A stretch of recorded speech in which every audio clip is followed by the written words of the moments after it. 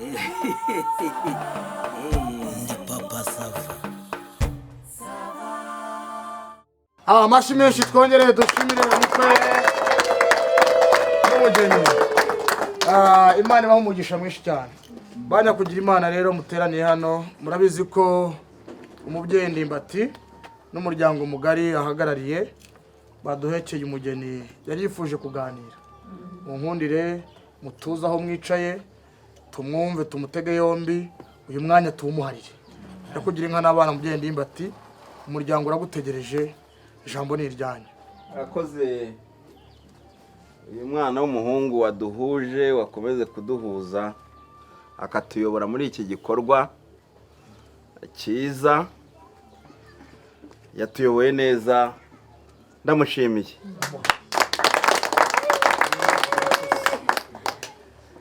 Ababyeyi rero umuryango mugari,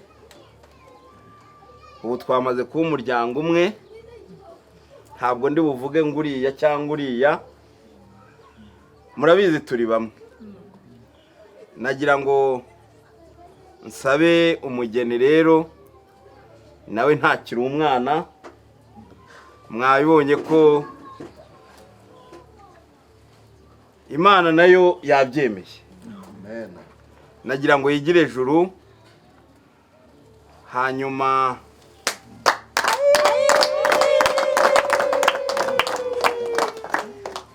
ndabasabye nimugerageze mwongere munshimire uyu mwana.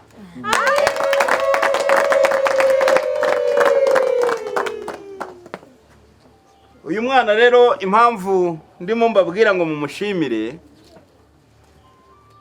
burya umuntu abaho ngaho akagira ibyo avugwaho, akagira ibyo yakoze, yewe akagira n'ibyo azakora. Uyu mwana rero ni imfura, yarezwe neza, yubaha ababyeyi, yubaha imiryango. Ntabwo ndi buvuge ngo ni muzira nkoni, kuko ndabizi nta nkoni ziba aho agiye, kuko agiye mu babyeyi kandi nta nizo yigeze.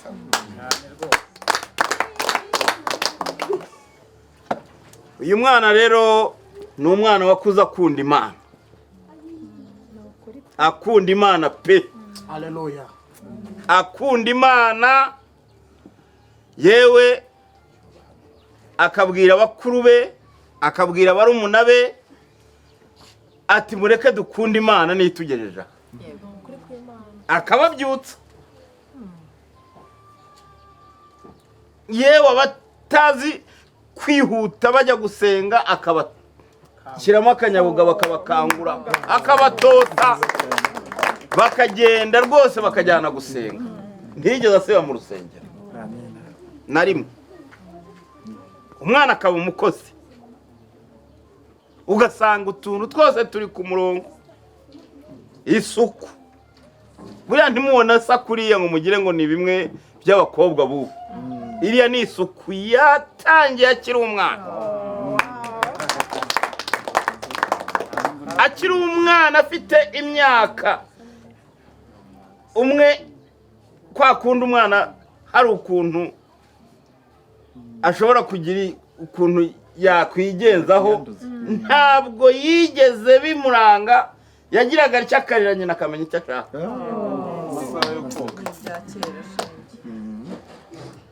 Uyu mwana rero wamuvuga ntabwo ibigwi bye ntawabirangiza. Ni umwana wakuze aba mukuru ibitekerezo bye, akajya atanga ibitekerezo nk'iby'umugore umaze imyaka 10 mu rugo. Ubu umuntu amureba, hari abantu rwose b'ababyeyi bazaga kumugisha inama, kandi akabagira inama pe. Afite umwuka w'Imana uyu mwana. Uyu mwana mureba ni umwana utarigeze ajya mu gakungu ngo ube wamubonana n'umusore. Uyu mwana ni umwana umwana utarigeze asoma ku cyitwa inzoga, nubwo yaba avuga ngo ni umuti. Ni umwana utaragendeye mu kigare cya ba bandi bubu, ntabwo washoboraga kumubona muri rwa rubyiruko rw'ubu. Kandi murabizi rwose ko kubona umwana nk'uwo bitoroshye, ariko uyu ndabihamye ntashidikanye, nkabihagaraho n'amaguru yanjye abiri, nkabihamye imbere y'Imana. Ni umwana nakubwira ngo ntabwo wabona icyo umuvugaho. Rero muryango wamuvuga bwakira bugacya, hari byinshi yewe na bagenzi be cyangwa abandi babyeyi bari hano bagira icyo bamuvugaho, ariko mbiciyemo muri make. Nicyo nababwiraga, nagira ngo wa muhungu we wakomeje kudufasha rwose ngusubize ijambo. Icyo nashaka kubabwira nicyo. Murakoze cyane. Mwongere mukome mu mashyi menshi.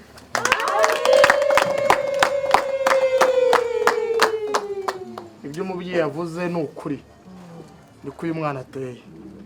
Umubyeyi mwiza Pasiteri Karame. inshuti yawe umubyeyi Ndimbati waduhekeye umugeni, ijambo rye ni iryo. Namwe rero uyu mwanya ni uwanyu.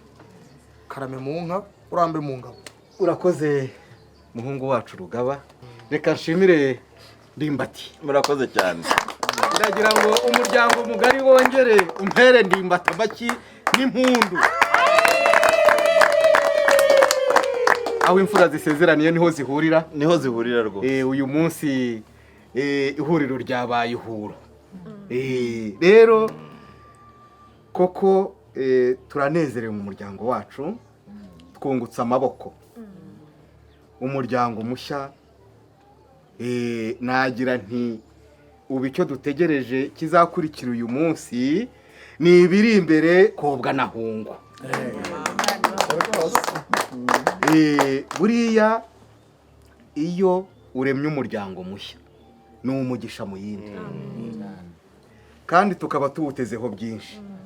Umwana rero wavuze uti wabitsinze ushaka kuvuga ngo ni muzira nkoni ni aje mu bandi. Iwacu ntitureresha inkoni, tureresha amata, tukareresha ijambo ryiza, tukareresha ikaramu nk'uko mwabigenje. Umwana agakura ajye juru, kandi kurera ni uguhozaho. Nta mwana ucuka ku babyeyi. Mwinjiye iwacu murisanga n'ejo bundi. Dufite abahungu, dufite n'abakobwa, namwe nuko. Ibi birori ntibikabure mu miryango yacu. Rero muhungu wacu, ugiye mu kindi cyiciro sha. Ubaye umugabo ntukiri umusore.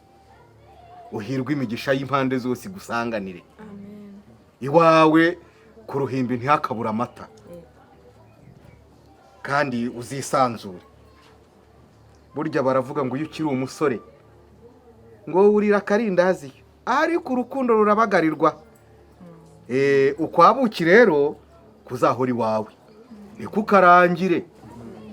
Utahana isahani y'ifunguro, uca inshuro, uhirwe kandi uhahire iburyo n'ibumoso. Amina. Iwawe abahagenda ntibakicwe n'umwuma, ntibakabura ifunguro.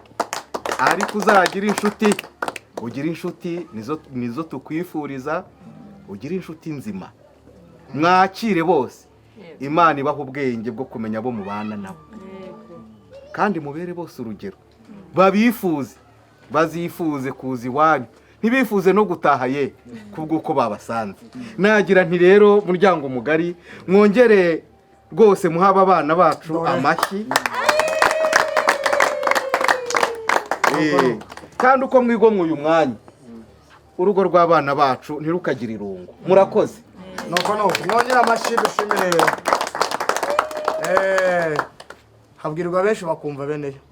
Izo mpanuro zose z'ababyeyi mwebwe mubwirwa.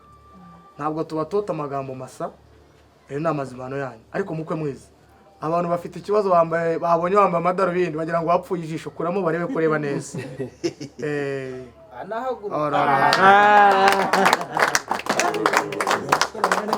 Baca umugani mu cyongereza ngo very smart. Uraberewe rwose. Nagira ngo mbanze mbafungurire iyo mutobe. Uyu ni umutobe mwiza udasembuye. Ni muri abasama ngo muhinduka abasinzi. Muri abana basenze Imana irabasiga. Reba uwo mukobwa aba bombi uko mubona inzobe yabo ni karemano. Ntabwo ari babandi b'inzobe mu maso ibitugu wagira ngo ni ihene. Wareba ibirenge ukagira ngo ni umuntu wambaye ingozi kandi ari ikirenge. Iyi nzobe no original. Ntabwo ari ishakashakana. Babivuze neza umubyeyi Ndimbati ngo uyu mwana kuva mu bwana bwe nigeze anyara ku buriri. Ubwo rero ukuze rero reka umugabo yoga urukundo. Kaba mu masi.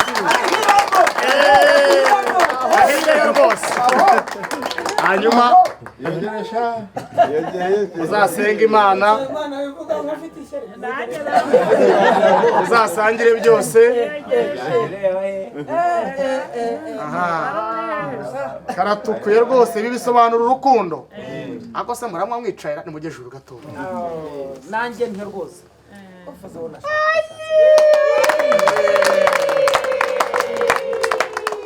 Aho ni mwifurizanye kuryoherwa. Uti ku buzima bwacu urukundo.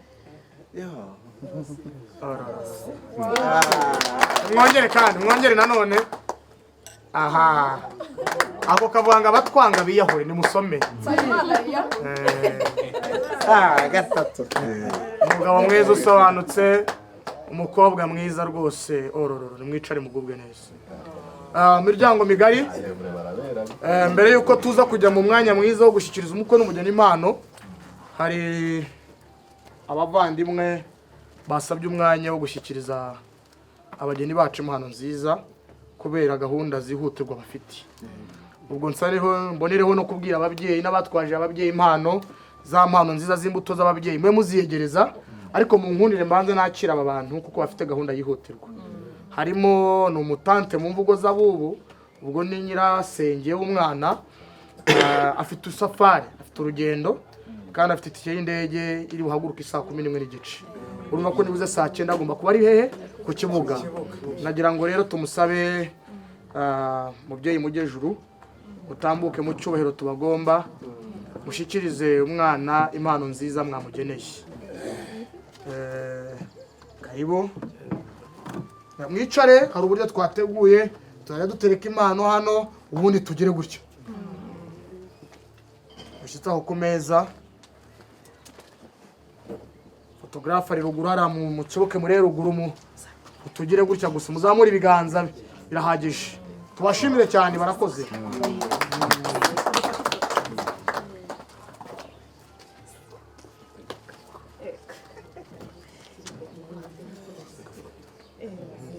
Murakoze cyane. Murakoze.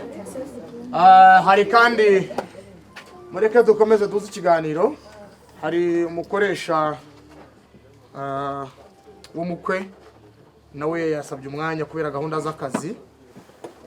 Munamfashe tumushimire, bakoranye igihe kirekire.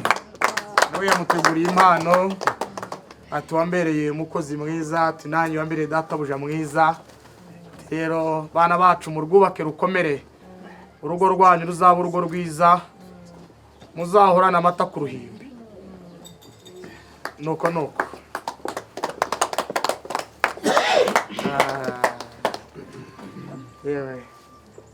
ayo mashyi ameze nk'ayanzoga isigaramo bwa makuru. Hari umuvandimwe rero nawe wasabye umwanya, Maître Tami Hatungi, mu masegonda 20 cyane rwose. Tambuka wigira hano hafi cyangwa naho ngavugira. Impano jewe rero mfite kuri bano bana bacu ni impano y'umuvugo. Anzika Ndagira nti rero ninde bande nande kwande ninde aba bana Imana ijya kubahanga yarabatatse rabanogereza irabasiga ibaha ubwiza ku mubiri no ku mutima, ibaha ingabire yo gukunda no gukunda. Ni umusizi Hatungi.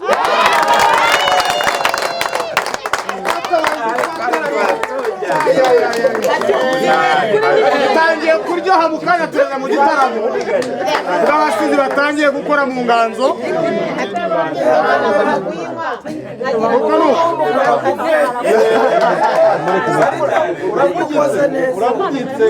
Umusizi wacu watunge kagira imana, iyo nganzo niyaguke kandi kuri. Hari abandi bavandimwe ni inshuti z'umugeni z'akadasohoka, bambwiye bati musi natwe duha umwanya, dufite urugendo turajyamo mbere yuko tujya mu mwanya wo gutanga impano. Ndagira ngo mbanze mbaho umwanya nsabe protokoli batubwire batambuke. Bambwiye ko ari ababesto mu mvugo z'abubu, abo batobanya kondo batambuke rwose. Abo ni abana batatobye ibyondo kubera ahantu babaga. Urase Imana ahantu watuye we rwose ibyondo warabitobye. Abo ni abana bakandagiye pizza, bakaraba yawurute. Nimutambuke bakobwa beza n'abahungu, babakubita pefra. Numva babakosheje ngaho nimutambuke rwose. Uyu mwanya ni umwanya tubahaye ikaze, reka tubacire.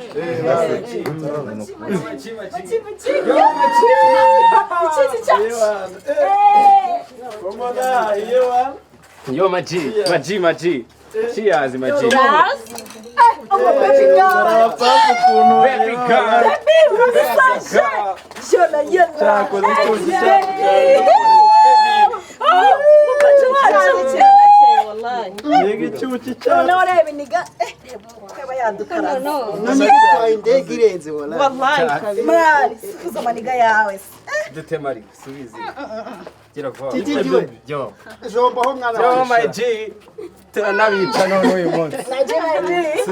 Ngani munyarutse mutange mukansabe muhaguruke abageni bafata ifoto y'urwibutso.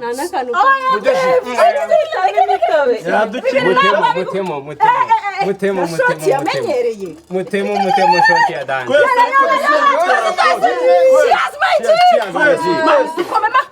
Kwese man.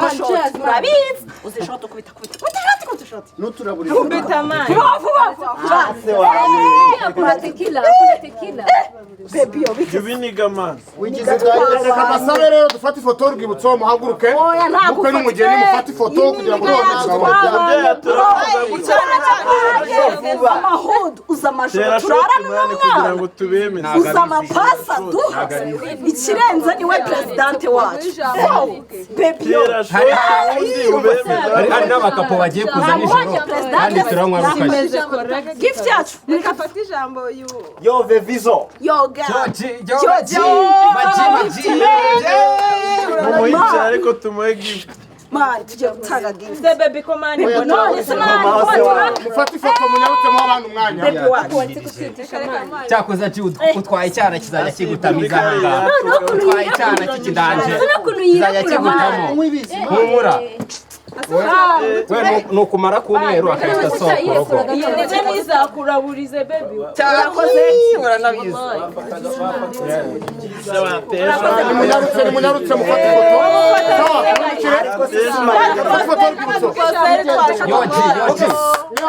Ubayoboye umwe muri mwe gufite murakoze kudutamo. Uyu mu baby twabanye amahudu imihanda kirenze niwe uduhagarariye. Tubanye imyaka irenga 4 niwe udukoma abajamo aba diaspora abaterankunga. Man niyo mpamvu tutakirengagiza umunsi kuwigomwa ngo tuze. Twakugeneye gift irenze ariko ibi bifanta mani wapi ari Maria buzima. Yene yacu from zamani amajoro turararana. vuga ngo from zero.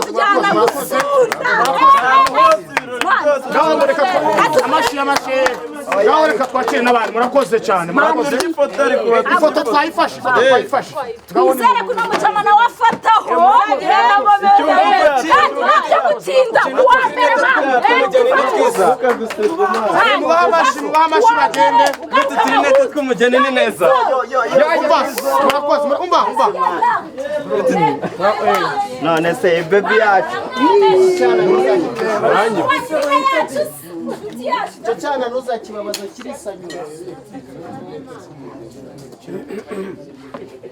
none se niko ndimo karame mubyeyi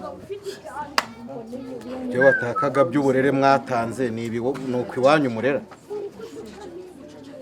rero mubyeyi ku ishuri ababyeyi bararira, turarira kandi urabizi, tukarera nk'umuryango.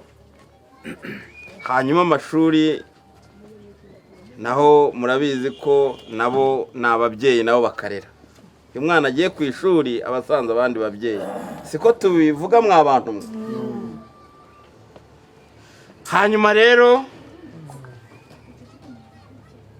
ikindi, umwana ntiyiga wenyine nyine, aba ari kumwe n'abandi.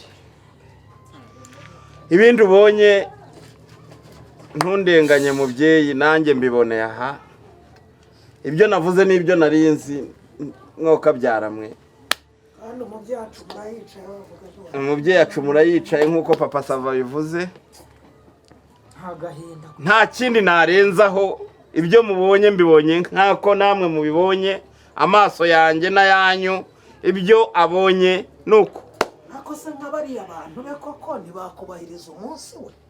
Akoze ko abubahiriza umunsi we, ko natwe se twumiwe. Uyu mugeni igice kimwe n'umurokore, ikindi ni umusire uvanze n'umusinzi n'umusazi. Mwavuze igice kimwe muzi, uzi wabigenza. Rero niba ari uko nyine, ubu muhungu wanjye ngo ararongoye. Yewe ni umuruhura wokoye, ariko komera sha Uzaba umugabo. Komera uzaba umugabo. Urarongoye. Rero wowe ngire no mugendana ndakubwira neza uri. Nanjye mpita nkubwira uriwe. Ubundi nimbwira uwo mugendana. Nkubwira uriwe. Nkubwira uriwe. Ubwo nuko musore wacu Mane bahe umugisha, bahe kubana neza, nimujya mukocorana tuzajya dutabara. Ako nuko uzajya umuntu yitwaza akazi. Papa Sava.